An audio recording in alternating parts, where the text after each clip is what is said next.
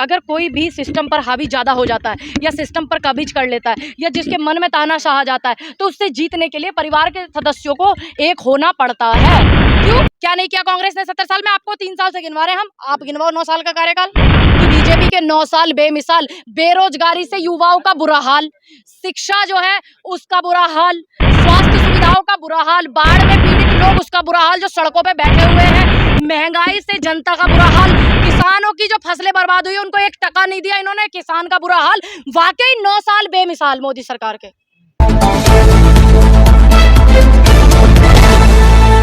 देखिए अच्छी बात है जब देश में हमारे देश के प्रधान सेवक बोलते थे make in India, Khelo India, Jio India, मरो इंडिया, है ना, सब पूरा इंडिया इंडिया होता तो तब तुम लोगों को नहीं दिक्कत होती थी ना, तब इन लोगों को दिक्कत होती थी जो आज बैठ करके इंडिया वर्सेस एनडीए डिबेट कर रहे हैं। और अच्छी बात है ना, जुड़ेगा इंडिया तभी तो जीतेगा इंडिया।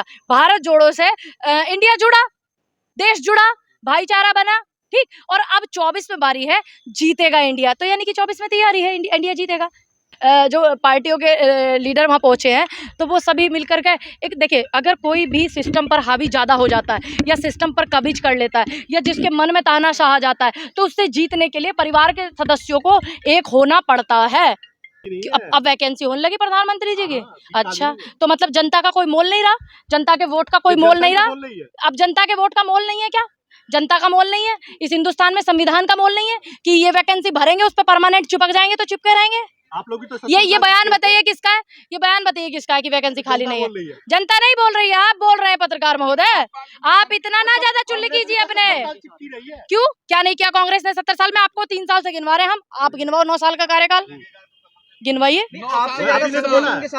क्या मैम 9 साल बेमिसाल?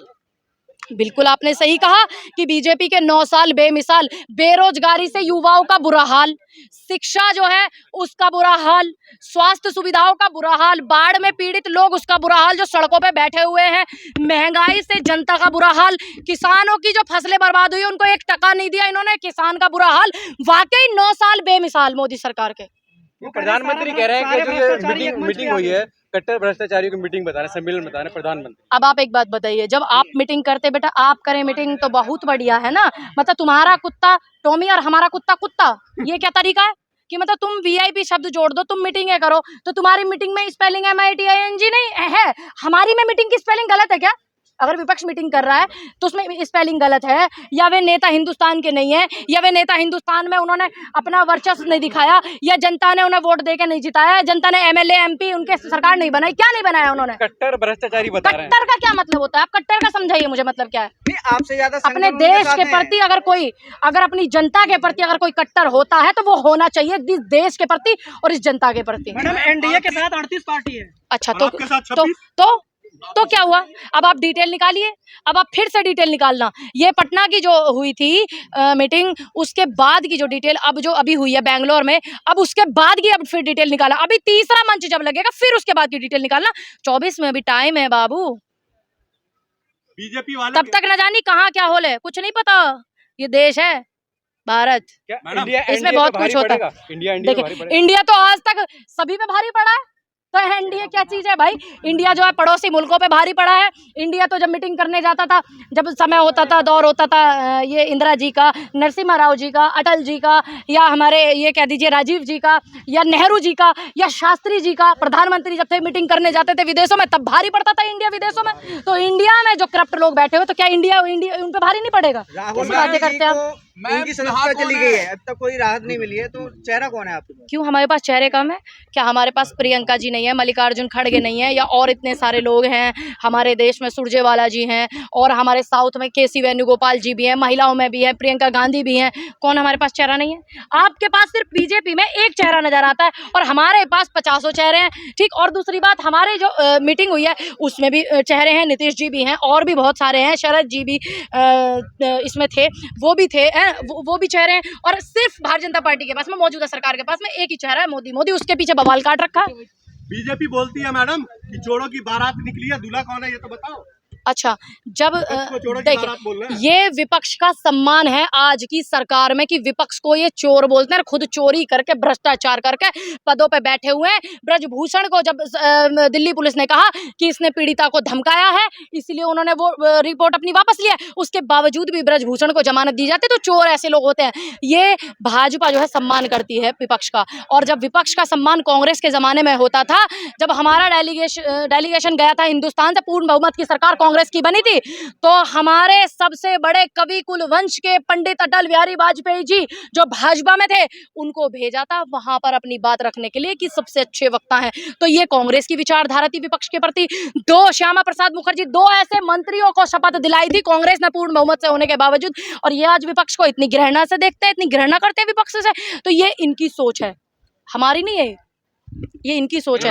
हमने जब इनकी देश में 2 ही सीटें थी, तो हम तब से इनके नेताओं का सम्मान करते हैं। अगर राजीव गांधी इस बात को बोलते कि मैंने अटल जी को भेजा था इलाज कराने के लिए, तो बात बड़ी हल्की होती। लेकिन जब अटल जी ने बोला था कि मुझे राजीव गांधी जी ने भेजा था कि आप जाइए, वहाँ बेहतर इलाज होगा और आप जैसे नेता देश में होने चाहिए, तो ये बात का वजन बढ़ जाता। तो ये सोच थी कांग्रेस के नेताओं की विपक्ष के प्रति, ये सम्मान था। और आज आप विपक्ष के लिए इस तरीके की चीजें बोल रहे हैं।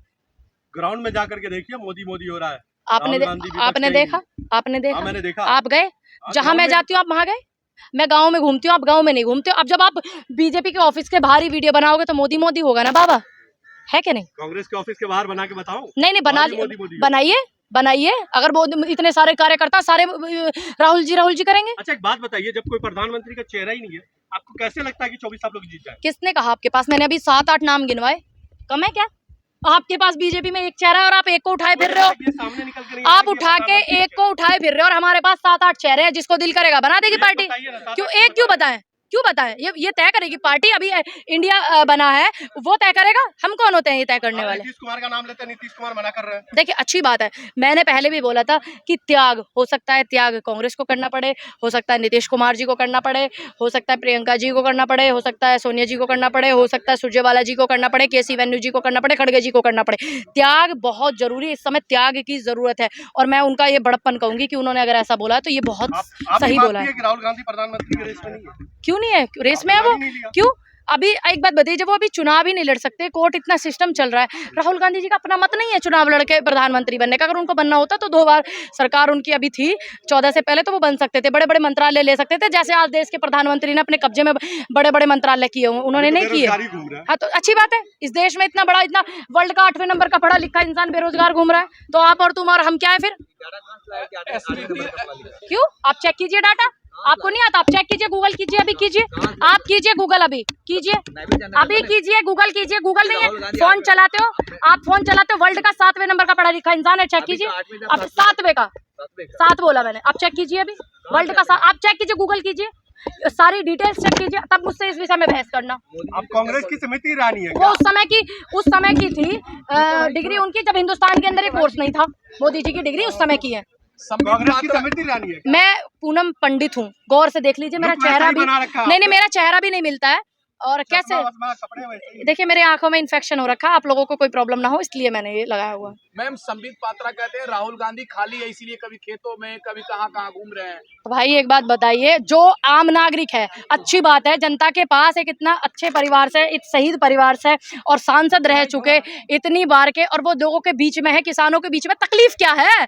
उनसे सवाल क्यों? राहुल गांधी प्रधानमंत्री है क्या? मुख्यमंत्री है क्या? सांसद है क्या? कोई मंत्री है क्या? नहीं ना, एक आम नागरिक है, देश में कहीं भी घूमे, तुम्हें क्या तकलीफ है? तुम अपनी तकलीफ बताइए।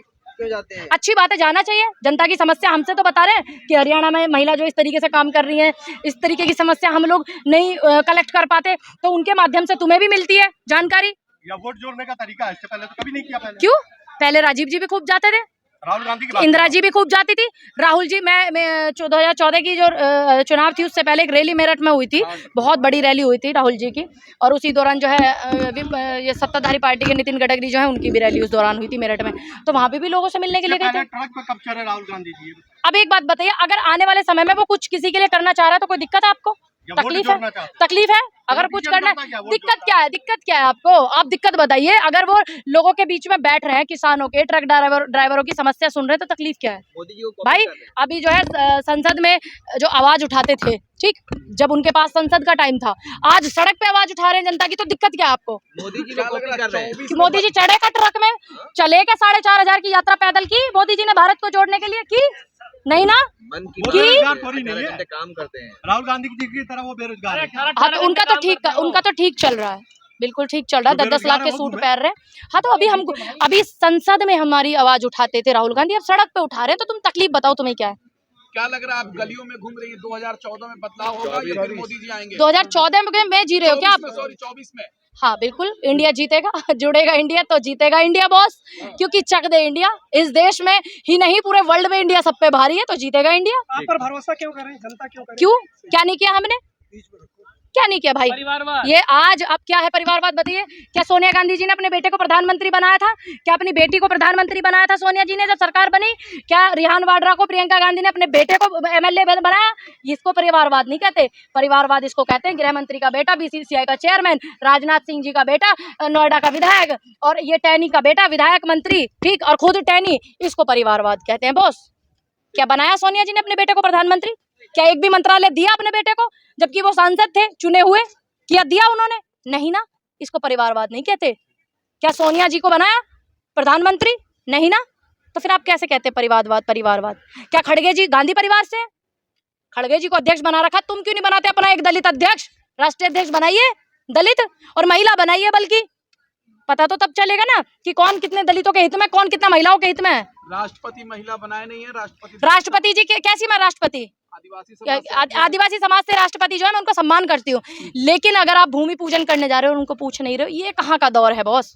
और आदिवासियों के ऊपर पेशाब करा जा रहा है, और हमारी जो महामहिम है वो कुछ नहीं कह रही हैं, वो कोई एक्शन नहीं ले रही थी, ठीक, और आदिवासियों को घसीट करके नंगा करके पीटा जा रहा है, आदिवासी के ऊपर पेशाब किया जा रहा है। ये दौर है आदिवासियों का आज है? आदिवासी की आवाज किसने उठाई सरकार ने आवाज। डुप्लीकेट ला करके बिठा करके आप पैर धोने में लगे हुए। 50 लाख लोग बेघर हैं, पुनर्वास नहीं दिए गए। 22 साल से सरकार है उनकी मध्य प्रदेश में, तब चलवाया गया अपने जवाई की तरह। पहले उसको ले जाया जा रहा था, जब विपक्ष ने घेरा तब जाकर के इतनी ज्यादा चीजें हुई, ठीक है। आपकी हरकतें ही ऐसे क्यों करते हैं आपके नेता ही लड़कियों का शोषण क्यों करते हैं? आज मंत्रिमंडल में सत्ताधारी पार्टी में इतने नेता MLA विधायक MP हैं, सबके रिकॉर्ड चेक करके देखिए कितनों पे बलात्कार के मुकदमे चल रहे हैं।